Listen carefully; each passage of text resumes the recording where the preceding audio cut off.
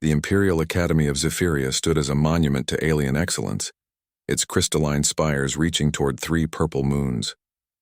Within its hallowed halls, the galaxy's elite received education befitting their status. Yet in Classroom 7B, 2 young Zephyrian princesses sat in frustrated silence, staring at failed mathematics examinations. Gull and her twin sister had disappointed their mother, Queen Zylara, for the 7th consecutive cycle.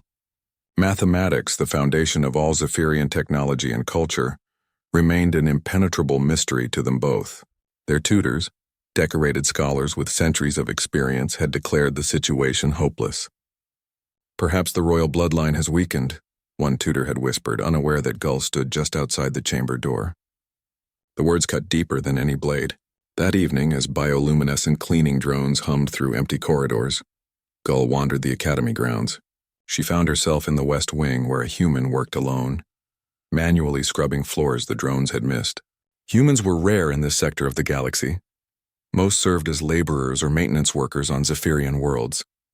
This particular human was named Kevin. He was a single father who had brought his young daughter across the stars seeking work after his homeworld's economic collapse. His daughter attended the academy's lower school on a humanitarian scholarship. Every night after his shift, Kevin would help her with homework in the janitor's quarters. "Excuse me," Gull said softly, her violet skin darkening with embarrassment. "You are human, yes?" Kevin looked up, surprised to see one of the Queen's daughters addressing him. He stood quickly, nearly knocking over his cleaning bucket. "Yes, Your Highness, Kevin, is something wrong?" "I have heard that humans possess unusual problem-solving abilities," Gull said carefully. "Is this true?" Kevin smiled. "Well, we're stubborn, if that counts, and we tend to look at things from different angles." Gull clutched her failed examination tablet. Could you look at something for me?" What began that night changed everything. Kevin examined the Zephyrian mathematics curriculum and immediately identified the problem. The alien educational system taught math through pure memorization of formulas and theorems, expecting students to internalize abstract concepts without context or application. For species with eidetic memory, this worked perfectly. For Gull and her sister, who possessed creative, intuitive minds, it was torture. "You're not learning math," Kevin said gently. "You're memorizing it. There's a difference." Over the following weeks, Gull began meeting Kevin secretly after his shifts.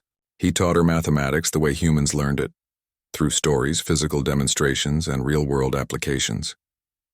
He used his janitor's supplies to create visual aids.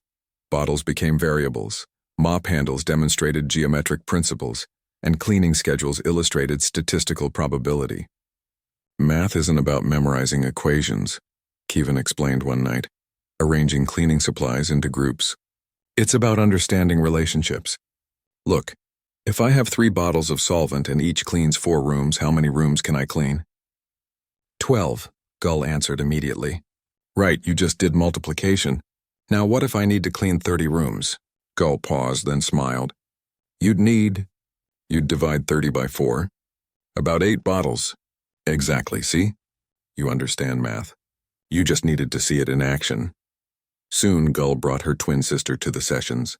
Kevin patiently taught both princesses, never making them feel inferior, always celebrating small victories. He introduced concepts through games, challenges, and practical problems that made sense to their creative minds. The breakthrough came when Kevin taught them calculus using the Academy's fountain. See how the water flows? That's a rate of change. Calculus lets us understand how things move and transform over time. It's not abstract, it's everywhere. For the first time, mathematics clicked. The equations weren't meaningless symbols, but descriptions of the universe itself. 3 months later, both princesses scored perfectly on their comprehensive examinations. Their tutors stood in shocked silence. Queen Zylara demanded to know what had changed. Gull stood before her mother in the throne room, spine straight with newfound confidence. I had a better teacher, Mother. A human janitor named Kevin. The court erupted in scandalized whispers. A human? A janitor? Teaching royal children? But Queen Zylara raised one elegant hand for silence. She was a wise ruler, and she recognized truth when she heard it. Bring this human to me. Kevin appeared before the queen, still wearing his janitor's uniform, smelling faintly of cleaning solvent. He bowed respectfully but without fear. Beside him stood his young daughter, eyes wide with wonder at the magnificent throne room. You accomplished what our finest scholars could not, the Queen said. How? Kievan chose his words carefully. Your Majesty, your scholars taught formulas. I taught understanding. Humans learn by doing, by connecting concepts to the real world. Your daughters have brilliant minds. They just needed someone who could speak their language. The Queen studied him for a long moment. The Galactic Council believes humans are primitive, suitable only for manual labor. Yet you possess teaching abilities that surpass our greatest minds. Different doesn't mean lesser, Your Majesty, Kievan said quietly. Just different. Queen Zylara made her decision. She appointed Kievan as Imperial Mathematics Instructor, with full rank and honors.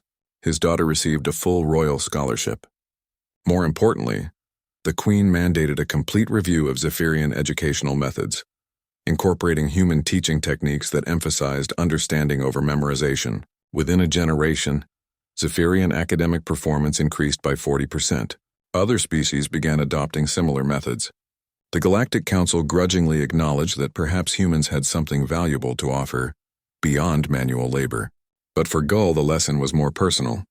She had learned that wisdom could come from unexpected sources, that titles meant less than character, and that sometimes the most important teachers were those who cleaned floors at night while dreaming of better futures for their children. Years later, when Gull became a renowned quantum physicist, she would always remember the human janitor who taught her that mathematics wasn't about being smart enough to memorize formulas. It was about being curious enough to understand the universe. And in her laboratory, among sophisticated equipment and prestigious awards, she kept a simple cleaning bottle on her desk, a reminder that knowledge could be found anywhere if one was humble enough to look.